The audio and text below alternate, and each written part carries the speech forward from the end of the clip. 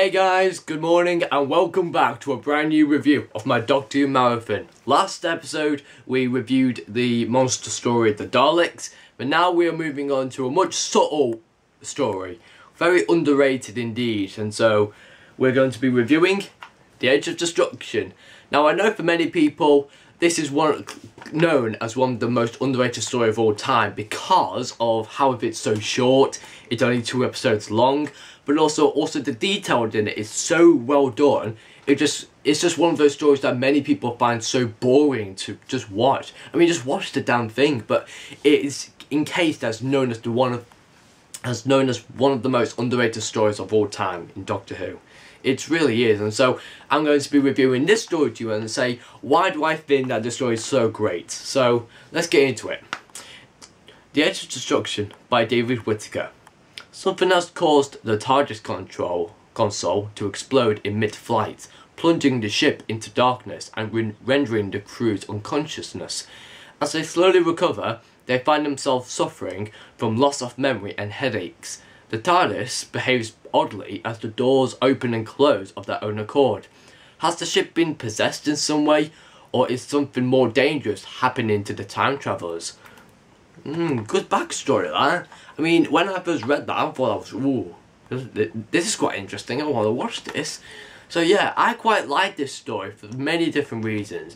One reason why that I kind of really do like this story in total, because of how it's only set in one place. It's only set inside the TARDIS. There's no going outside, seeing what's outside, no going on Ministry of Adventures and stuff. This is only set in one place, and that's the TARDIS. And it's one of those stories where you're almost stuck in one confined space. You're trying to, figure out how to get out, or, what's happening, or, how did I get here in the first place? Those sort of questions. So it almost feels like these time travellers are trying to source something out. What's happened to the ship? Has the ship been possessed in some way? Might have been, because there was a few possibilities in the story where the TARDIS doors were open for some reason. Had something got in, or had something got out and affected the TARDIS in some way. We don't know for sure. But then when Ian went up to the door to see, what had got out, the TARDIS doors completely shut by themselves. And then when he walked away, the doors opened again. I think it's almost like the TARDIS has a mind of its own. And indeed, the TARDIS does have a mind of its own. It has an inbuilt defense mechanism, has a scanner, it has so many buttons on the controller which means that the TARDIS is so well complex, but it has a mind of its own on how to use that complex knowledge. And so, anyway, the TARDIS does get affected in some way.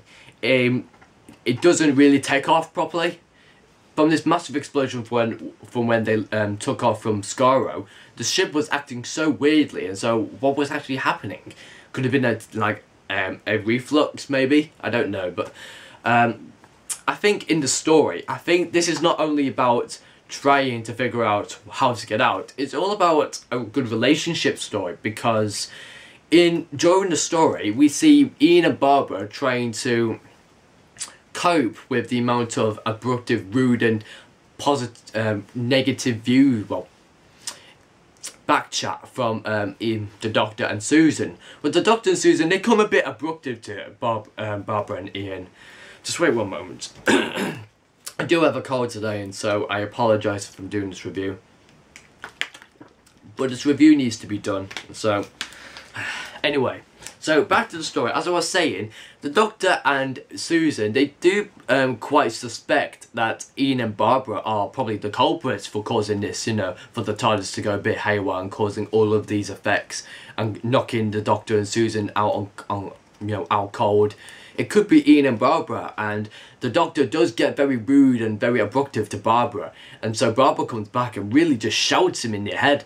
And like this argument is like it's getting way out of hand, and it's almost like it is a relationship story where the Doctor is trying to get used to having more people around him, because he's only used to having his daughter around for all of the time, and so he's trying to get used to having many people on board, and how could they help within their journeys, I should say. So I would say that the Doctor's relationship with Ian has developed Ian's a bit more cooperative with the Doctor, and he always thinks that the Doctor is always right, and the Doctor surely agrees with him as well. With Barbara, it's sort of the other way around.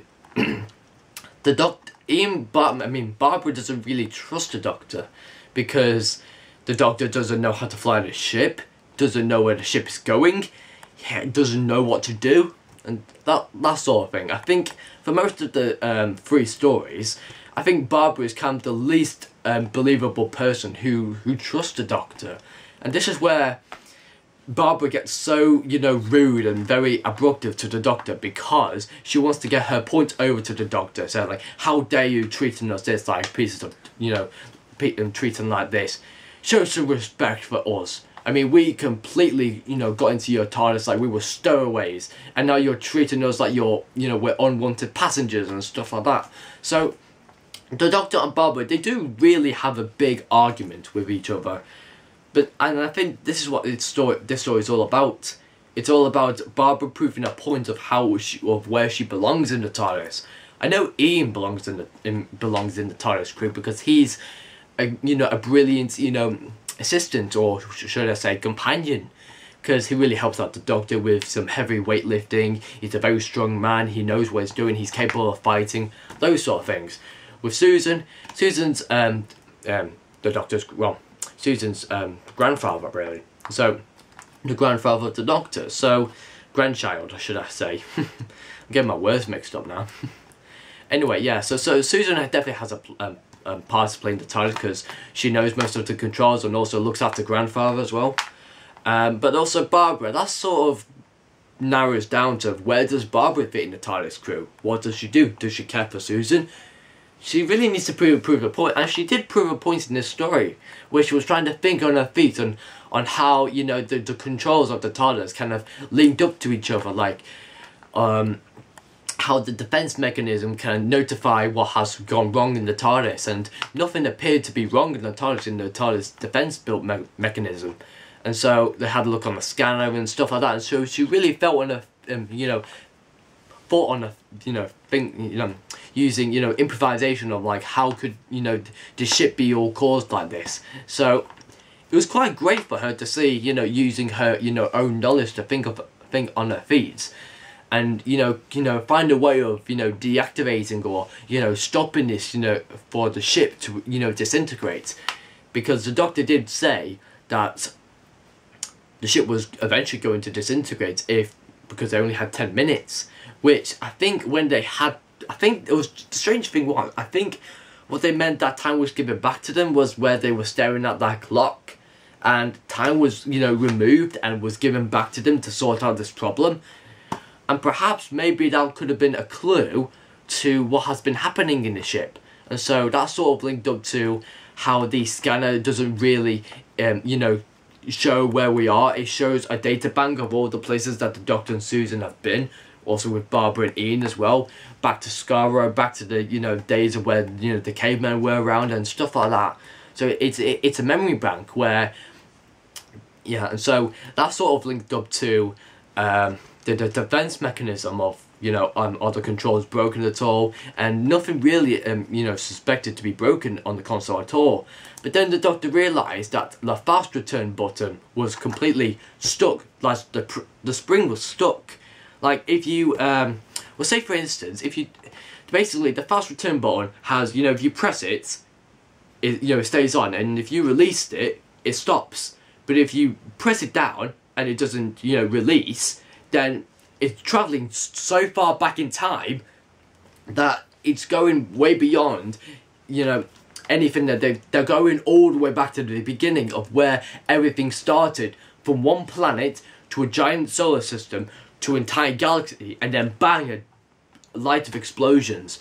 So, of all those atoms colliding with each other, the fast return button dates them back all the way to where the universe first began.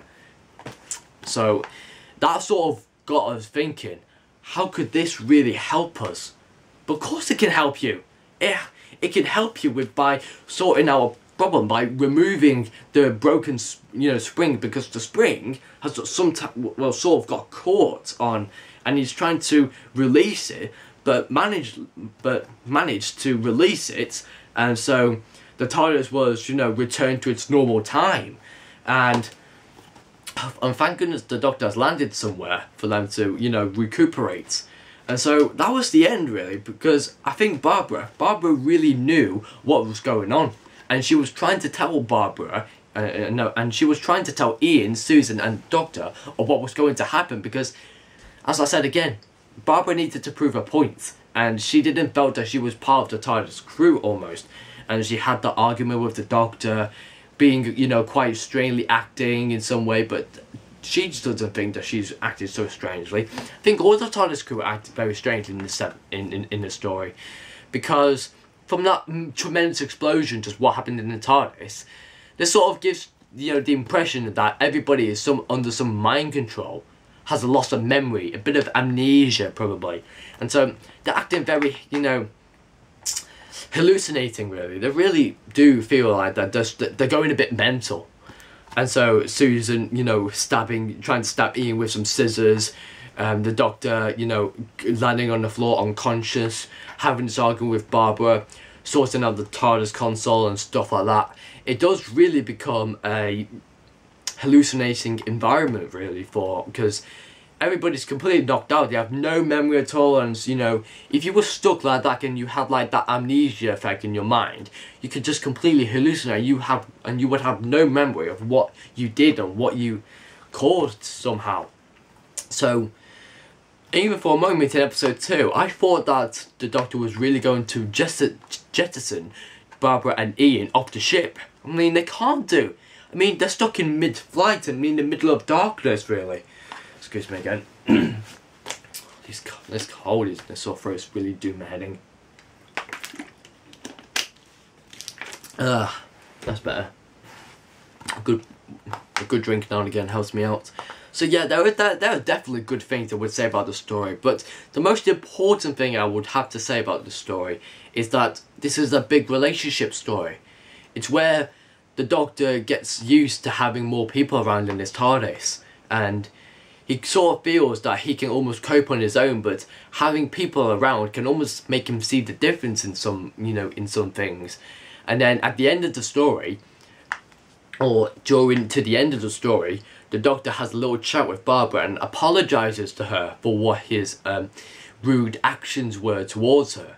And so what he said to her was quite heartbreaking. So the Doctor does apologise, and now he does say that I am more now to forgive and, trust you, because as now you proved a point from saving our lives, the Doctor really owes some gratitude to her, because without her thinking, I don't know where would it be, from the TARDIS being disintegrated. So I think now the Doctor in this story, we do see that the Doctor's quite getting used to having more people around, getting to know them, getting used to them, as they could help in his journeys. They become really a great team after the introduction. After the story, they become a really great team, and they have such a great bond between each other. And yeah, this is probably the start of where a bigger friendship starts. And so definitely this story is one of an underrated story. Probably some underrated scenes, probably. I mean, the music is just very creepy. I mean, I absolutely love the music. It just plays so well within the TARDIS. It's so atmospheric and very eerie to listen to, where all these things are happening around. So yeah, it's definitely a great story. I absolutely do give this story a good 7.5 out of 10. I would have to say that although it's not really a brilliant story, there are some errors in it, a few flaws in it, etc, etc. But if you just listen to what happens in a story, if you know what's going on, or if you like the relationship story between everybody else, everybody trying to get used to their old selves and trying to become a great team. And so I quite like this story as a good relationship story, because it's all about everybody getting used to having a big bond between each other. Ian and Barbara having that bigger bond with the Doctor and Susan, becoming a better team, the Doctor being more polite to Barbara, as well basically she saved their lives. And so definitely this story is one of an underrated story, and I keep repeating myself because I want to get this point out to you. Whenever you're watching The Edge of Destruction, don't skip it. Just watch it.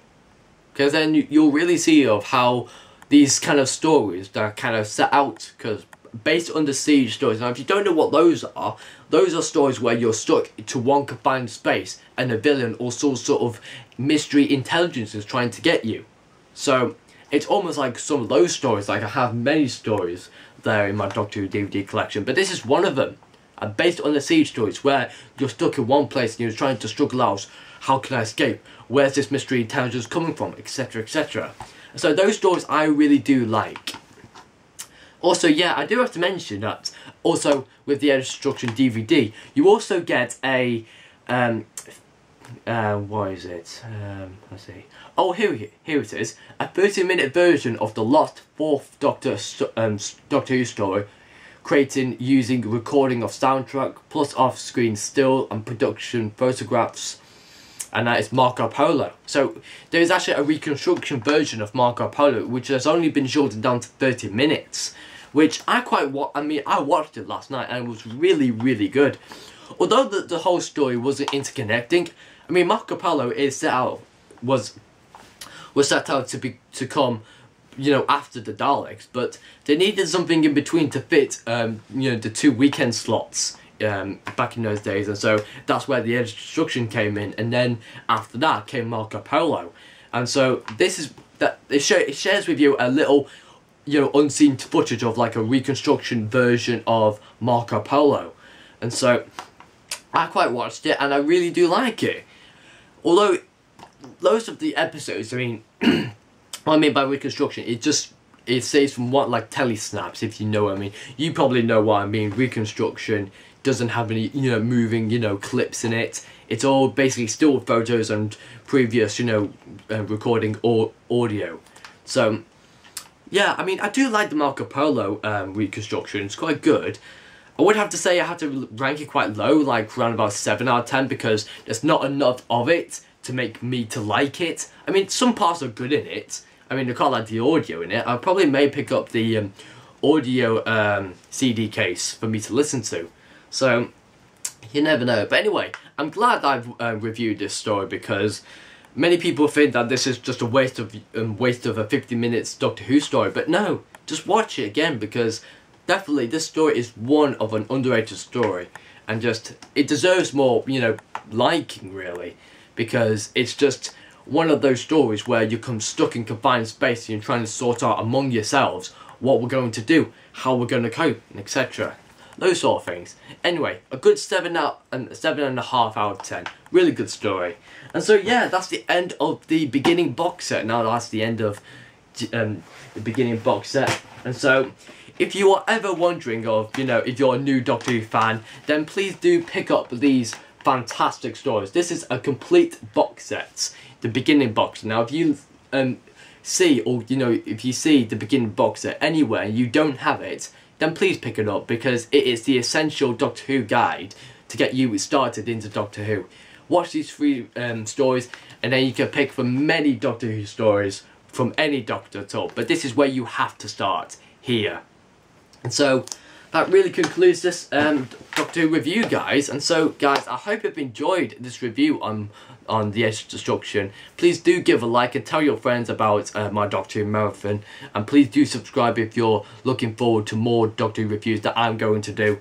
And so the next review that we're going to do is The Aztecs. And now, I'm missing loads of stories from William Hartnell era, but I only grab the stories that really intrigue me. I just don't care about, you know, like the Keys of Marinus, the Sensorites. I don't care about those stories. I more care about the Aztecs, some of the best stories that William Hartnell has done in this era. So that is something to look forward to, and that will happen on the weekend. And so, guys, thank you for watching, and I'm glad you have enjoyed this review. And I will see you guys for the Aztecs review on Saturday, or, you know, you never know. I'll just try and get my review out as soon as possible. Anyway, guys, thank you for watching, and I'll see you guys next time. Have a good day.